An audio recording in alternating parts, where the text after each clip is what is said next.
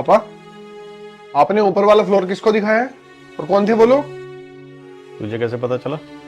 अच्छा, अगर आप हमें नहीं बताओगे तो इसका मतलब ये थोड़ी है कि हमें पता नहीं चलेगा। हम्म। तुझे तो पता चलना ही था, क्योंकि जो काम हम नहीं करते तुझे तो वो भी बता दिए जाते हैं, और ये काम तो हमने किया है, बता दिया होगा तुझे। अरे पापा, ये सब बातें छोड़ो, मुझे साफ साफ ये बताओ वो लोग थे कौन? मैं नीचे का फ्लोर किराए पे दे रहा हूँ, और क्यों दे रहा हूँ ये तुझे बताने की जरूरत नहीं है, क्योंकि तू खुद समझदार है।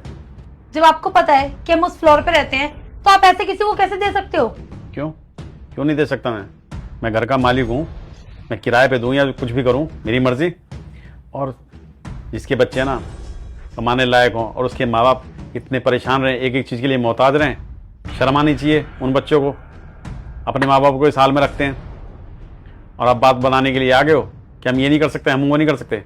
अरे 25,000 रुपये किराया आएगा, हम दोनों की ज़िंदगी आराम से कटेगी, कोई टेंशन भी नहीं रहेगी, और तुम भी अपना ठिकाना ढूंढ लो दूसरा। पापा, पापा, क्या हुआ? रिश्ते याद आ गए?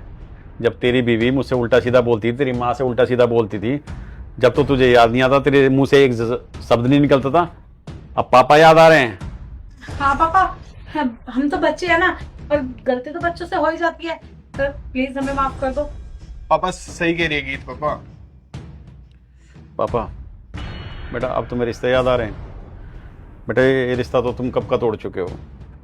पापा रिश्ता टूट गया, लेकिन कब? लो बाबू जी खाना। बहू बेटा, ये रोटी थोड़ी गर्म कर लाओ, ये मेरे से खाई नहीं जाती। अच्छा, नहीं खाए जाते ना तो मत खाओ। नौकरानी नहीं हूँ इस घर की कि तुम्हें गरम गरम रोटी दूं। और अगर इतनी गरम रोटी खाने का शौक है ना तो अपनी इस महारानी को कहो, करती क्या है ये सारा दिन, रोटियां ही तोड़ती है बैठ के, पता नहीं हाथ पाँव में जंग लग गया है क्या इसके।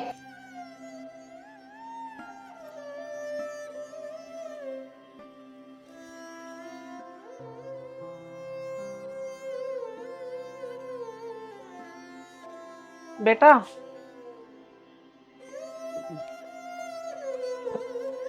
ये मेरी दवाई खत्म हो गई, 1 महीने की दवाई लेते हैं ना। पैसे के पेड़ पे उगते हैं क्या जो तोड़ तोड़ के आपके खर्चों में करते रहे? और वैसे भी आए दिन कोई ना कोई नई बीमारी पड़ी रहती है आपको, और अगर दवाई नहीं खाओगे ना तो मर नहीं जाओगे। चलो तुम, और कोई दवाई लाने की जरूरत नहीं है।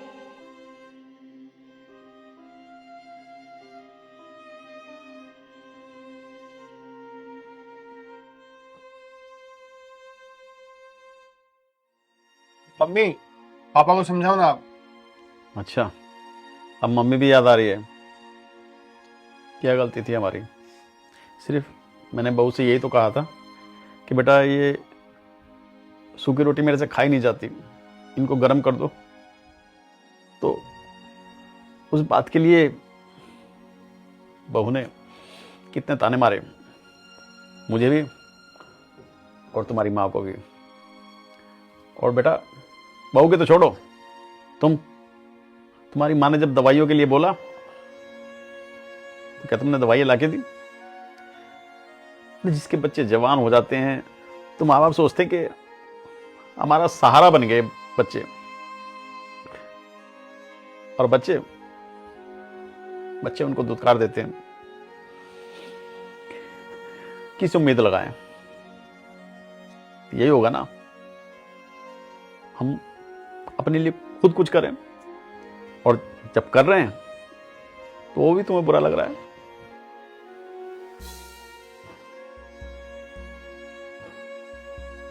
हम भी आत्मसम्मान के साथ जीना चाहते हैं।